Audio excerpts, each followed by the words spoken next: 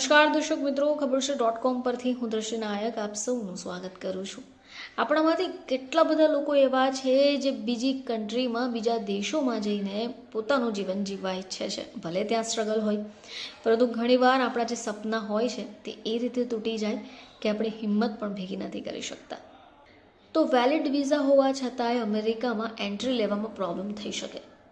આવું જ કંઈક થયું એક ઇન્ડિયન યુવતી સાથે, જે પોતાના પતિ સાથે જવા નીકળી હતી અમેરિકા.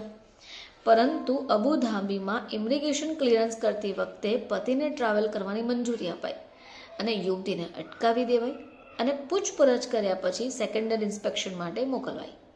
જોકે આ વખતે તેના વિઝા કેન્સલ કર્યા અને ઇન્ડિયા પાછા જતા રહેવા માટે કહી દેવાયું. હવે રેડિટ નામની એક એપ્લિકેશન્સ પર તેમણે પોતાની વ્યથા ઠાલવી છે, પોતાનો અનુભવ શેર કર્યો છે, જે આજે આપણે શેર કરવા જઈ રહ્યા છે. આ યુવતી લખે છે કે અબુધાબીમાં તેના વિઝા ઉપર કેન્સલ્ડ એન્ડ વિડ્રોનો સ્ટેમ્પ લગાવી દેવાયો. જાન્યુઆરીના માસમાં આ યુવતી અને તેના પતિ અમેરિકા જવા માટે નીકળ્યા હતા. H1B અમેરિકામાં જોબ કરતું કપલ પોતાની દીકરીનું પહેલો બર્થડે સેલિબ્રેટ કરવા નવેમ્બરમાં અમેરિકા આવ્યું અને H1B સ્ટેમ્પિંગની અપોઇન્ટમેન્ટ પણ ફિક્સ હતી. મિડ ડિસેમ્બરમાં H1B સ્ટેમ્પિંગની બબાલ શરૂ થઈ.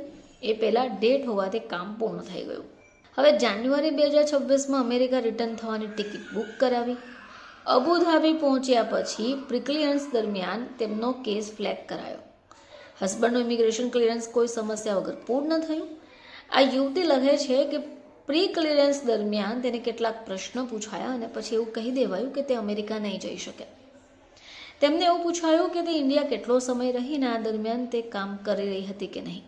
યુવતીએ જણાવ્યું કે 2 મહિનામાં ઇન્ડિયા રોકાઈ, થોડા દિવસ તે વેકેશન પર રહી અને વચ્ચે કામ કર્યું.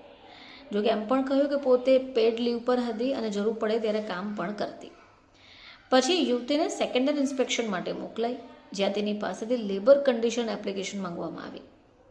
તેને પૂછાયું કે તેના જોબ કોન્ટ્રાક્ટમાં પોતે ઇન્ડિયાથી પણ કામ કરી શકશે કે કેમ, તેની સ્પષ્ટતા કરાઈ છે કે નહીં.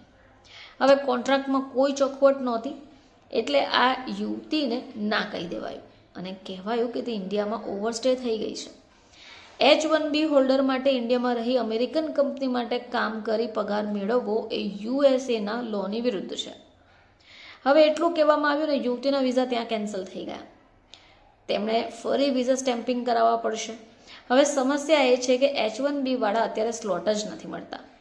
ઇમિગ્રેશન એટર્નીનું કહેવું છે કે ત્યાં એવો કોઈ કાયદો નથી જેના હેઠળ અમેરિકા અને કંપની ઇન્ડિયામાં રહીને રિમોટલી કામ કરવું ગુનો હોય. હવે ડેટ્સ પણ નથી મળતી અને આ યુવતી ફસાઈ ગઈ. જોકે ડિસેમ્બર 2025માં H1Bના સ્ટેમ્પિંગ માટે સોશિયલ મીડિયા વેઇટિંગ ફરજિયાત થતાં સેંકડો ઇન્ડિયન્સ એપોઇન્ટમેન્ટ અચાનક રીશેડ્યુલ કરી દેવાતા અમેરિકાથી આવેલા લોકો ફસાઈ ગયા છે. હવે એવી સ્થિતિ છે કે ઘણા કેસમાં એકાદ વર્ષ સુધી સ્ટેમ્પિંગનો મેળ પણ ન પડે અને દરમિયાન જોબ રહેશે કે કેમ તે કંઈ નક્કી પણ નહીં કહી શકાય. જોકે આવામાં પરિસ્થિતિ એવી રીતે થઈ જાય કે ન ઘરના ન તો ઘાટના. ફરીથી આપ સમક્ષ હાજર થઈશું, ત્યાં સુધી જોતા રહેજો ખબરશે.com.